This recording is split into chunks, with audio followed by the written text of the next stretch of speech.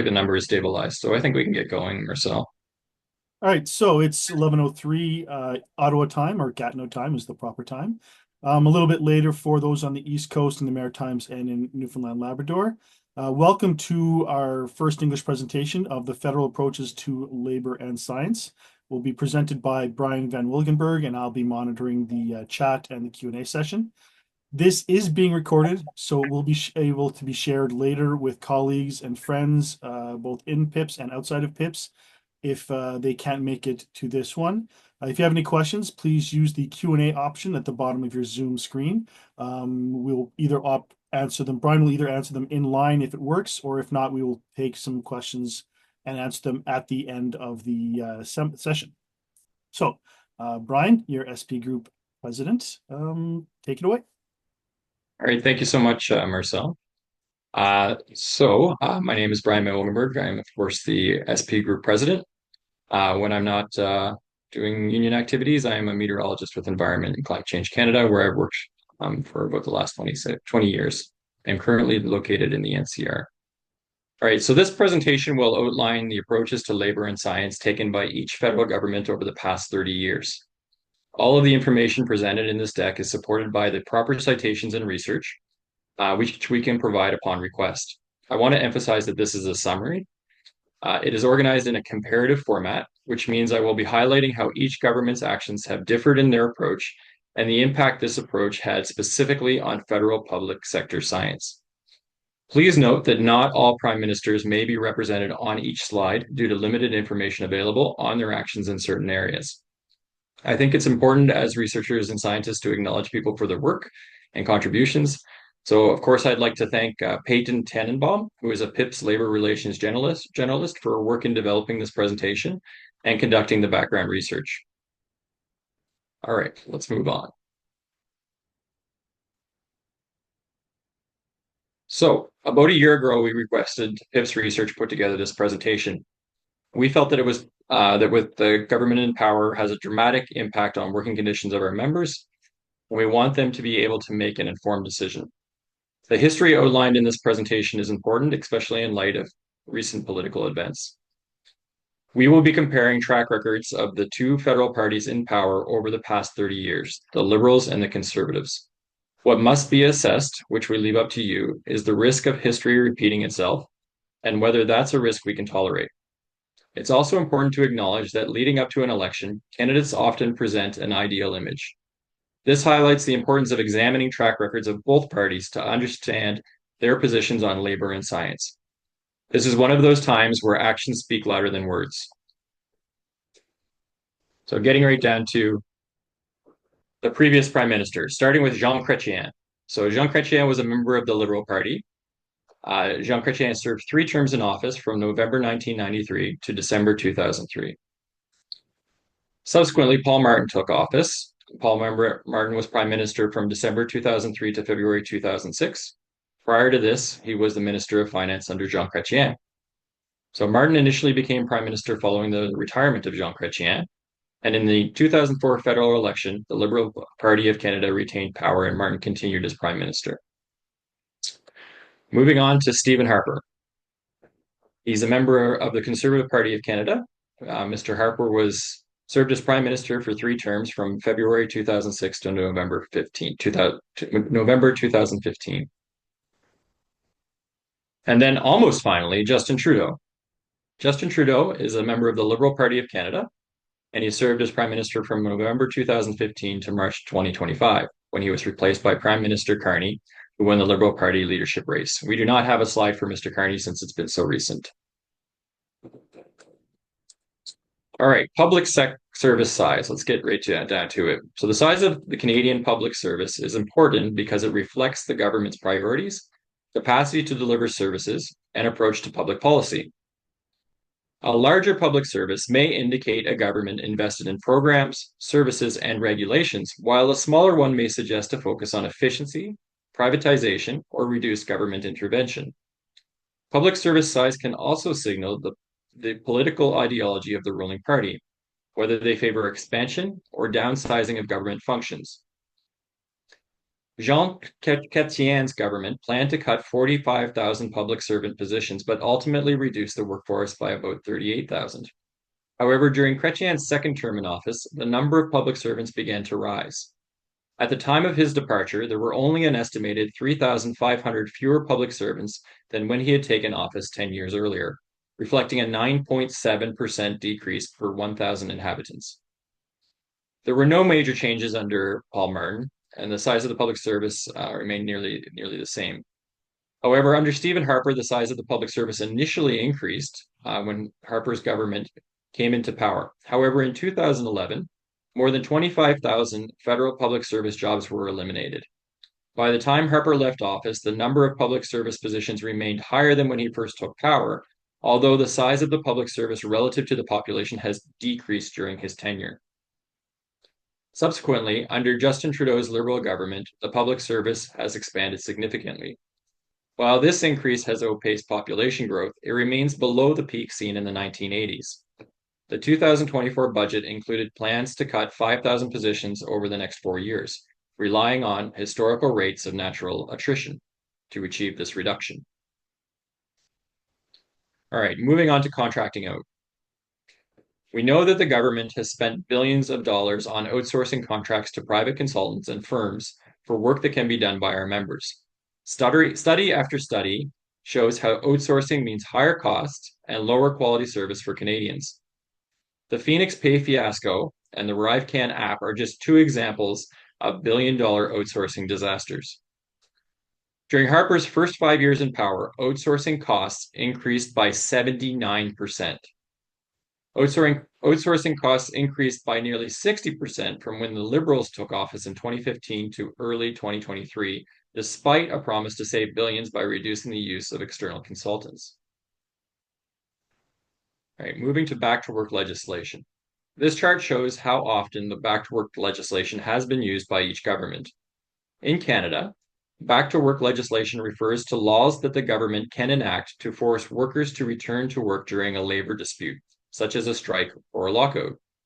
These laws are often passed when a strike or work stoppage is deemed to be causing significant disruption to the public or economy, and the government believes it is in the public interest to end the dispute. Of course, that is exactly the intent of a strike, is to cause disruption to the public or the economy. A government that frequently uses back-to-work legislation likely prioritizes economic stability and the continuation of almost essential public services, and as a result decides it is beneficial to intervene to prevent major disruptions. I say almost essential because essential services cannot strike, of course. This approach may reflect a more interventionist stance, potentially limiting workers' rights and weakening the collective bargaining process. The frequent use of back-to-work legislation significantly impacts the relationship between labor unions and the government, which also serves in this case as the employer. Ultimately, it suggests that the government may be opting for short-term solutions to avoid escalation rather than addressing the underlying causes of the dispute at hand. More details on back-to-work legislation. The use of back-to-work legislation can also provide further insight into a government's approach to labor. So Jean Chrétien legislated Canada Post employees back to work in 1997. Chrétien also imposed rates of pay that fell below the employer's last offer. The remaining outstanding issues were referred to a minister-appointed arbitrator. In 2011, the Harper government mandated Canada Post employees back to work, imposed wage increases below the employer's final offer, and established a final offer selection process for all other unresolved issues. This legislation was later found unconstitutional by the Ontario Superior Court. Anti-union legislation. During his time as Prime Minister, Harper took several anti-union actions, both by altering existing legislation and introducing new legislation. Changes to the Public Service Labor Relations Act in 2013 gave the federal government the unilateral power to designate essential services. Previously, essential services were determined through negotiations. The changes also limited unions' access to arbitration when fewer than 80% of the bargaining unit perform essential services, allowing it only when both sides consent. When arbitration was agreed to, arbitrators were required to give preponderant weight to Canada's fiscal situation, which critics argued favored the employer. In 2014, the Harper government introduced the Employees Voting Rights Act, which changed certification and decertification rules in federally regulated workplaces. Certification was changed from a vote-based process to a card-based one, which evidence suggests makes unionization more challenging.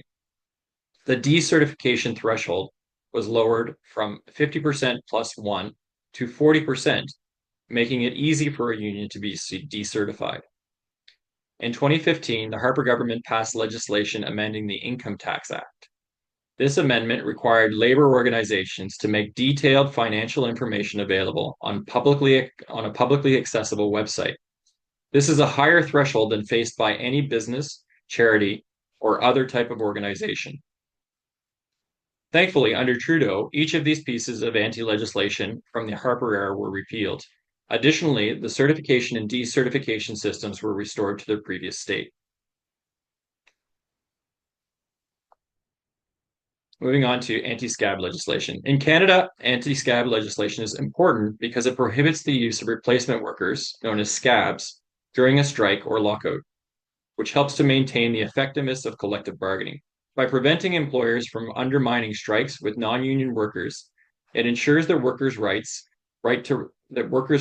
to strike remain a legitimate tool for negotiating better wages and working conditions. This legislation also aims to promote fairer labor relations by reducing tensions between the employers and workers and fostering a more balanced negotiating environment. So Harper voted against anti-scab legislation that was tabled by the Bloc Québécois, and the Liberal government tabled anti-scab legislation in the House, which unanimously passed in 2024.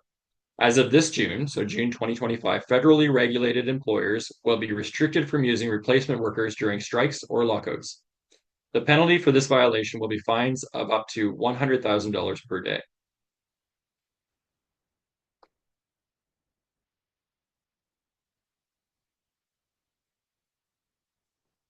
Wage restraint legislations are regulations that limit or freeze wage increases for federal public sector workers that are often implemented during times of economic austerity.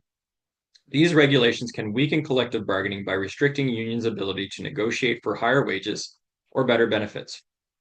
Wage restraint legislation makes it exceedingly difficult for unions to advocate for their members' interests, potentially eroding their bargaining power and member support.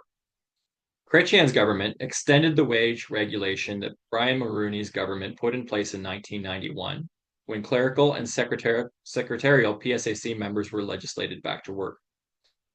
Harper's 2009 Expenditure Restraint Act imposed limits on wage increases for 400,000 public servants over 5 years, retroactive to 2006. This overrode any previously negotiated increases above the imposed limits. The act also prohibited increases to additional forms of remuneration, such as allowances and premiums. And following a court challenge, the Expenditure Restraint Act was found to be constitutional. Pay equity. At the very basic level, pay equity legislation aims to ensure that men and women receive equal pay for work of equal value. The legislation requires employers, including the Government of Canada, to identify and correct any gender-based wage disparities. The goal is to ultimately eliminate discrimination in compensation. So for Chrétien, despite a pledge in writing to abide by the 1998 landmark ruling on pay equity from the Human Rights Tribunal, Chrétien's government filed an appeal. The tribunal's decision was upheld. Following a report from the task force on pay equity, Paul Martin's government began drafting pay equity legislation. However, progress on pay equity legislation would be halted when Harper's government came into power in 2006. This broke a promise that Harper made leading up to the election. The Harper government instead introduced the Equitable Compensation Act, which complicated the pay equity process. The act introduced criteria for determining compensation that many asserted would ensure higher pay for men, even if the work was of equal value. The act also prohibited unions from helping members file complaints related to pay equity. The consequence of doing so could result in a fine of up to $50,000. Under Trudeau, the Pay Equity Act was passed in 2018 and took effect in 2021. The act requires that federally regulated workplaces with 10 or more employees establish and periodically update a pay equity plan. All right, back to Phoenix. So today, there are nearly 200,000 pay issues that have been in backlog for more than a year, with some cases stretching back more than 5 years. There are currently nearly 9,000 unresolved transfers for workers who have changed departments, been promoted, or taken parental leave, with some waiting up to 2 years to be paid correctly. So if you remember, Stephen Harper eliminated hundreds of pay advisor jobs to make way for the Phoenix pay system, whose creation was contracted out to IBM. Though Phoenix wouldn't launch until Justin Trudeau's Liberals came into power, it was clear to bargaining agents, even during its creation, that the system was plagued with problems. For thousands of public servants, the system led to pay errors, stress, and for a few, bankruptcy. Trudeau, despite concerns raised by bargaining agents in 2016, launched the Phoenix pay system, which had been passed on to them by the Harper government. This pay system caused major pay problems for employees and cost the government billions of dollars. While the government has begun making progress on plans to replace Phoenix, the transition will likely take years. The pension plan. So Chrétien's government created a separate public service pension plan with a mandate to invest contributions from employees and the government. He later withdrew 28 billion from the plan to reduce the federal deficit, prompting a court challenge by public sector unions who demanded that the money be returned. However, in 2012, the Supreme Court ruled in favor of the government, with Justice Rothstein stating that the pension plan did not guarantee employees a claim to surplus funds and that the government was free to use the surplus as it saw fit, as long as pensioners continued receiving their monthly payments. Martin's government continued the public service pension plan as implemented by Chrétien's government.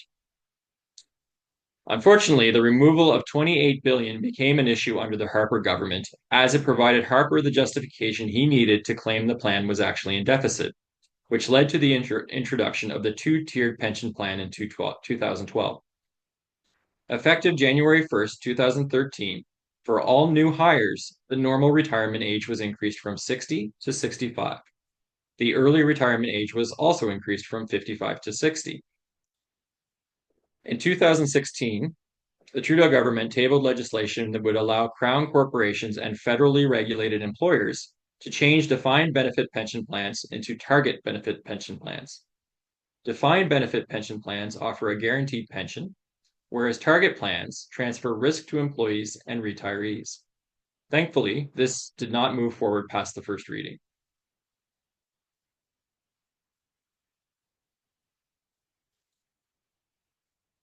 All right, moving to sick leave. Rolling back the clock a bit, Harper's government initiated sweeping changes to the federal public service sick leave program. This was done by implementing a bill which allowed the government to unilaterally override the Public Service Labor Relations Act and circumventing the bargaining process. However, the program did not end up being changed before the Conservatives lost power, thankfully.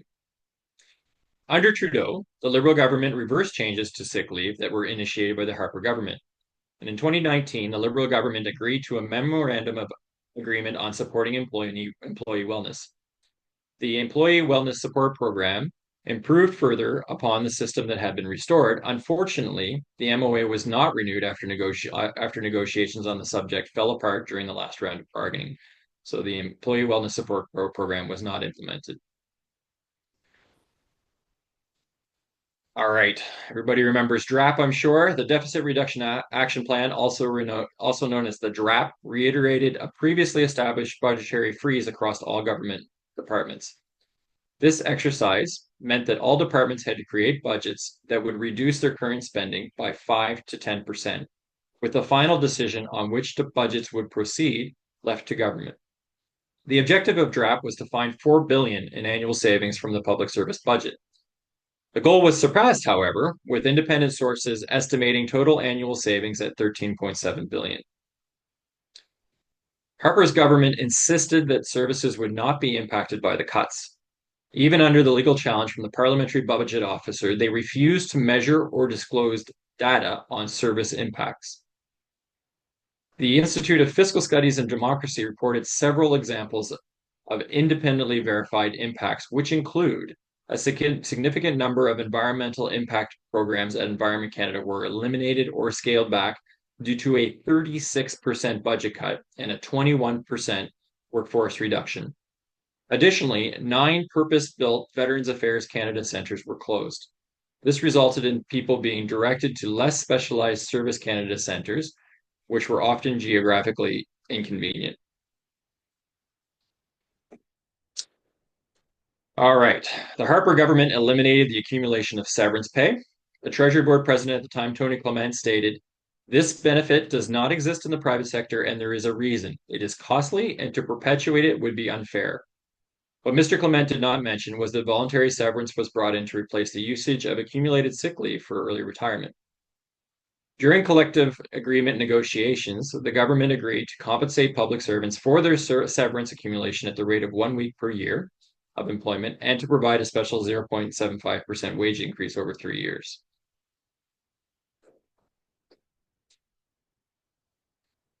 All right, let's talk about science. As a group made up of scientists and researchers, it's also important that we look at the federal approaches to science because while you are employees, most of you are scientists or researchers.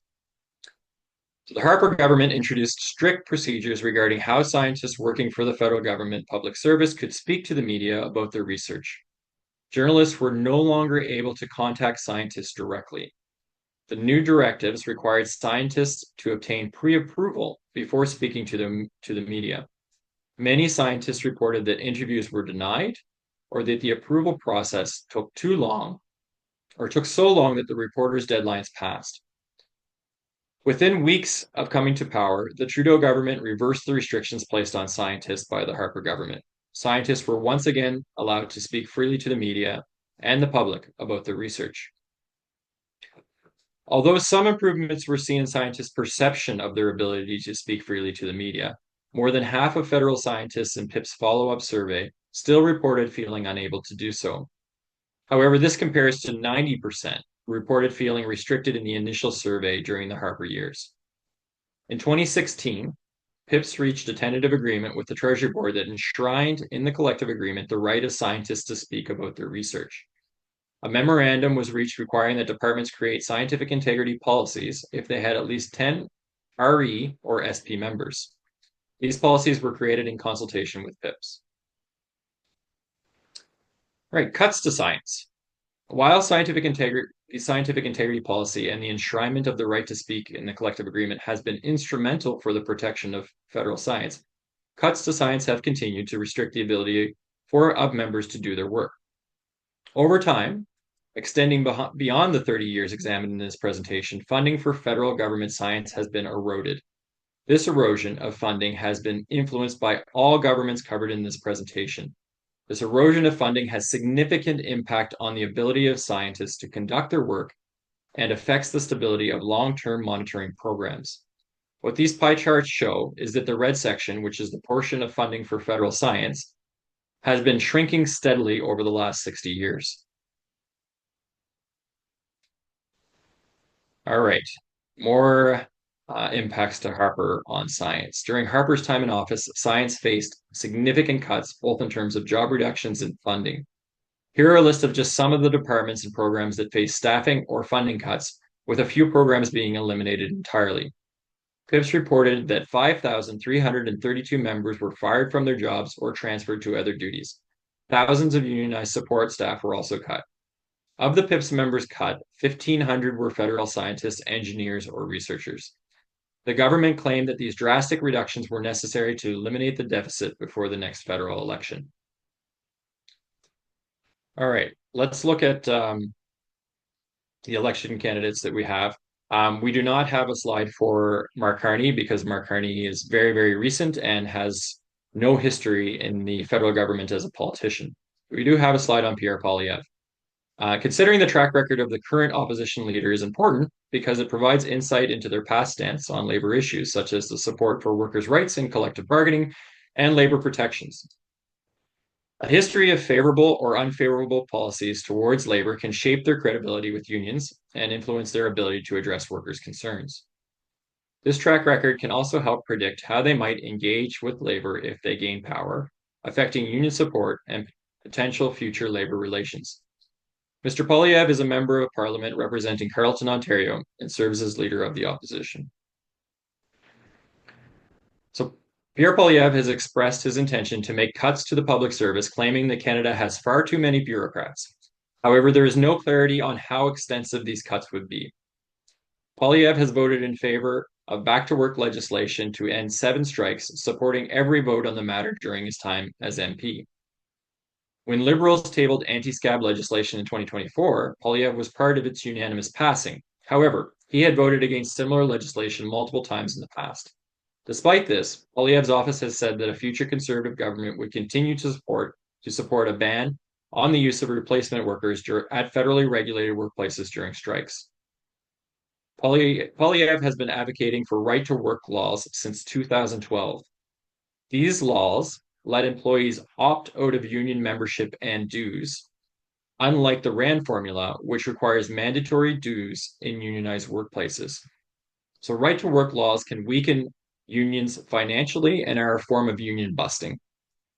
While Canadian courts have upheld the RAND formula as not violating individual freedom of association, they haven't ruled it as protected under the Charter. So if a government targeted the formula, unions would have to legally challenge that change, facing potentially crippling financial consequences in the process. All right, what should be done with this information?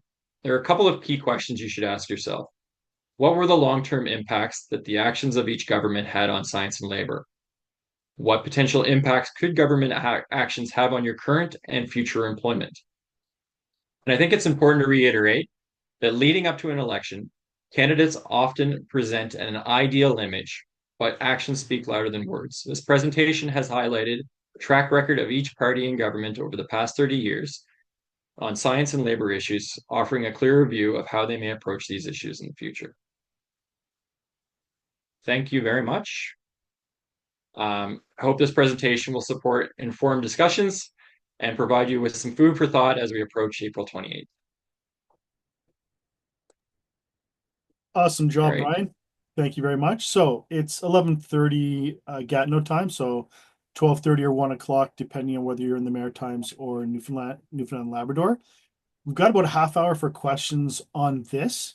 So you can either throw it in the Q&A option or raise your hand and I will give you permission to speak. So any questions or comments?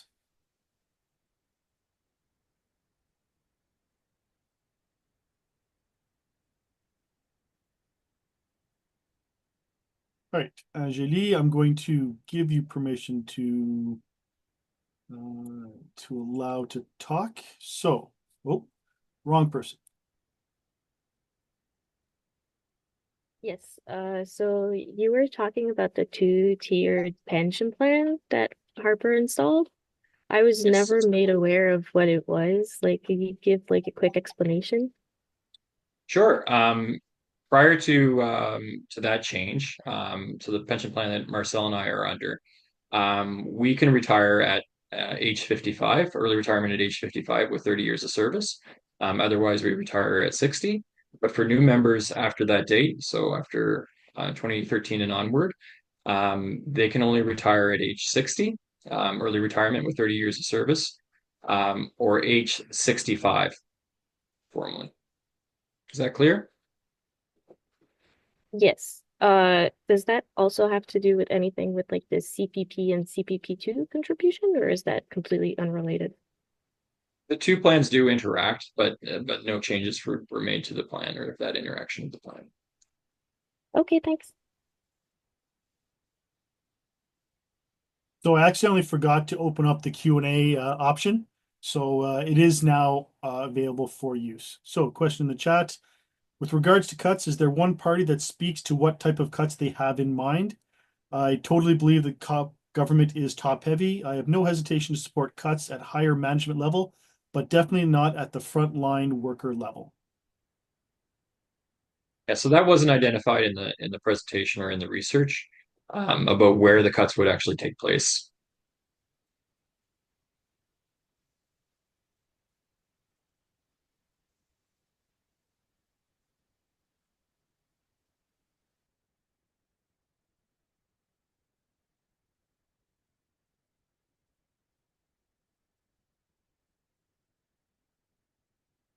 I also want to comment that the intent of this presentation is to be nonpartisan. That was the request that was put to PIP's research in producing it. And the Professional Institute has no is a nonpartisan organization, has no political stance going into this election. We just want a government that will work with our members and support labor unions. All right, so one question in the Q&A thing. How is workforce adjustment different from DREP? So workforce adjustment, it forms a part of the actions that are taken during any kind of deficit reduction action plan. So that was legislation that was passed. But if you are trying to reduce your expenditures, there's various mechanisms to do that. So one of the mechanisms is that you can freeze hiring. Another mechanism is that you can participate in layoffs, and during layoffs, you would need to go through some kind of workforce adjustment process. So it's a process that falls within those actions.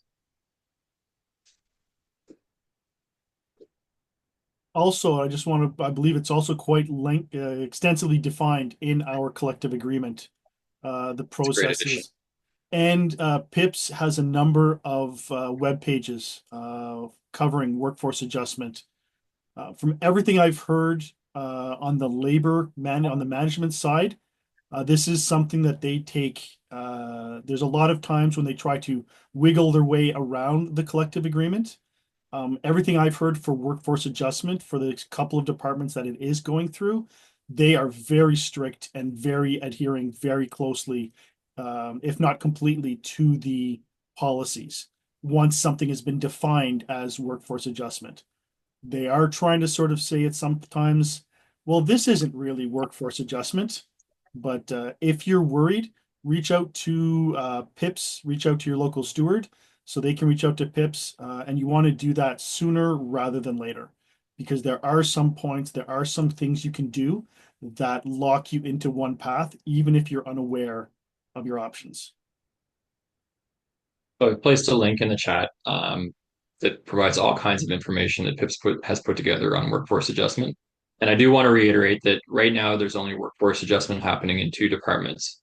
And those are IRCC, so Immigration, Refugee and Citizenship Canada, and the Canada Revenue Agency. So that would be the AFS group with PIPS.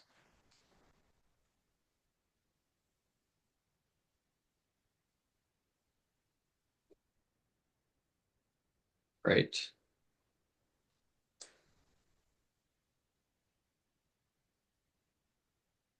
Okay, I think that's all the questions we have. So thank you very much, everyone, for joining. Really appreciate you taking the time out of your day to inform yourselves and sit through this presentation. And I'll let you guys get back at it. Oh, I think there's one more message here. Just make sure. Yeah, great. Thank you very So much. Marcel, can you please end the recording?